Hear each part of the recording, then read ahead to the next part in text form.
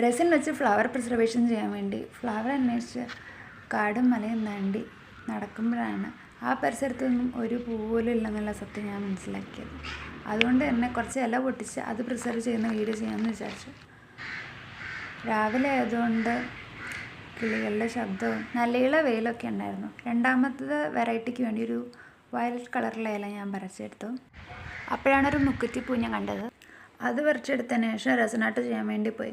ഇതിനാവശ്യമുള്ളത് മുക്കുറ്റി, പൂവ്, കുറച്ച് ഇലകൾ, ഏതെങ്കിലും പൂവ്, പിന്നെ റെസിൻ, ഹാർഡനറി സംഭവങ്ങളൊക്കെയാണ്. അതിനുവേണ്ടി ഒരു പാത്രത്തിലേക്ക് ഞാൻ വർണ്ണശബളമായ ഇലയും പൂക്കളൊക്കെ വെച്ചു. അതിനുശേഷം ഫസ്റ്റ് റെസിൻ ഒഴിക്കുക. അത് ആ ഇലയും പൂക്കളും കവറാവുന്ന രീതിയിൽ ഒഴിച്ചിട്ട് പിന്നെ ഹാർഡനർ ഒഴിച്ചു. രണ്ടിൻ്റെയും ക്വാണ്ടിറ്റി 50-50 ആണ്. രണ്ടും ഹാഫാണ് ഒഴിക്കേണ്ടത്. അതിനുശേഷം നമ്മളുടെ ഇത് 12 hours വയ്ക്കാം.